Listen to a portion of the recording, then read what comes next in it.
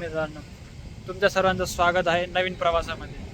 तर आजचा हा प्रवास आपल्याला घेऊन चालला आहे पंढरपूरला। तर चला सुरू करूया। तसं पाहिलं तर लगभग आमचा अर्धा प्रवास झाला आहे। इथून पंढरपूर जवळपास 150 किलोमीटर अजून दूर आहे। तो मोस्टली आम्ही दुपारपर्यंत तिथं पोहोचून जाईल।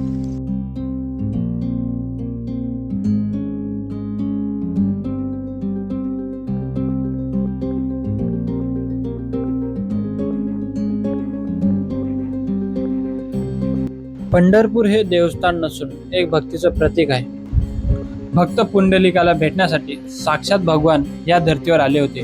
पण भक्त पुंडलिक आपल्या आई वडिलांच्या सेवेत व्यस्त होता। तेव्हा त्याने देवाला एक वीट दिली आणि त्यावर थांबण्याची विनंती केली। तेव्हापासून आजतागायत देव त्या विटेवर उभे आहे।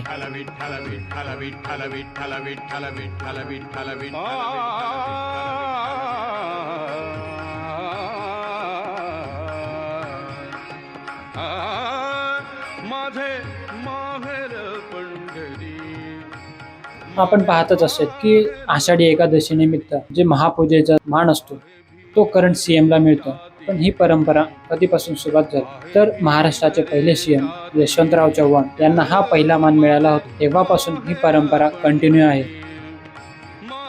तसं पाहायला गेलं तर मंदिराचा इतिहास हा फार जुना आहे। लगभग 12 ते 13व्या शतकादरम्यान या मंदिराची स्थापना झाली। नंतर पुढे जाऊन 15व्या शतकात विजयनगरचा राजा याने विठ्ठलाची मूर्ती इथून हम्पीला नेली। नंतर संत भानुदास यांनी म्हणजे जे संत एकनाथांचे पणजोबा होते त्यांनी ती मूर्ती हम्पी पासून पुन्हा परत आणली आणि पंढरपुरात स्थापित केली। इसवी सन 1981 मध्ये असा एक मुद्दा उठला होता की पंढरपुरात जी विठ्ठलाची मूर्ती आहे ती खरी आहे का खोटी। त्यावेळेसचे संशोधक रामचंद्र ढेरे यांच्या मते पंढरपुरात असलेली विठ्ठलाची मूर्ती ही खरी नाही। त्यांच्या मते खरी मूर्ती ही सोलापूर शहर जवळ असलेल्या माढा गावात आहे। पण त्यांच्या या गोष्टीला संत तुकारामाचे वंशज सदानंद मोरे यांनी विरोध केला की त्यांच्या मते ही जी पंढरपूरची मूर्ती आहे तीच खरी मूर्ती आहे। असे मानले जाते की विठ्ठलाचे दर्शन अपूर्ण आहे जर तुम्ही संत नामदेव पायरीचे दर्शन नाही घेतले तर। तुम्हाला तिथे मंदिराच्या बाहेर लॉकर्स वगैरे भेटून जाईल। तिथं तुम्ही तुमची बॅग आणि जे वस्तू आहे ते जमा करू शकता। इथं तुम्ही पाहू शकता किती गर्दी आहे। फारच गर्दी असली तर दर्शनासाठी लगभग 5-6 घंटे लागतात।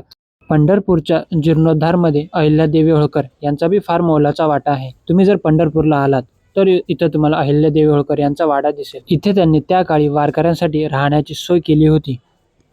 तर मित्रांनो, लगभग 3 घंट्यानंतर आमचं विठुरायाचं दर्शन झालंय आणि आमचं जे दर्शन झाले ते चांगलं झालं फार, कारण की आज एकादशी होती।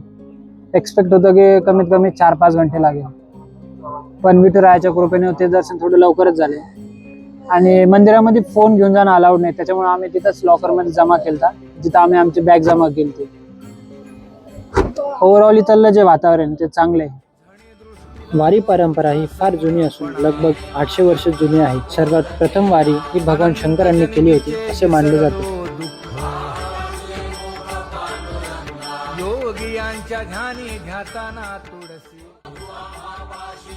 संत ज्ञानेश्वर, संत तुकाराम, संत एकनाथ, संत नामदेव असे भरपूर संतांनी मिळून वारी संप्रदायाचा जगभर प्रसार केला।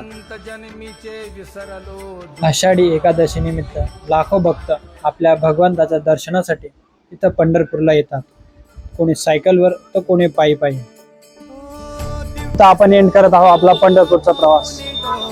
तसा प्रवास हा सुखद होता। चला, तुम्हाला भेटूया नवीन प्रवासात नवीन व्हिडिओ मध्ये। तोपर्यंत श्री रामकृष्ण हरी।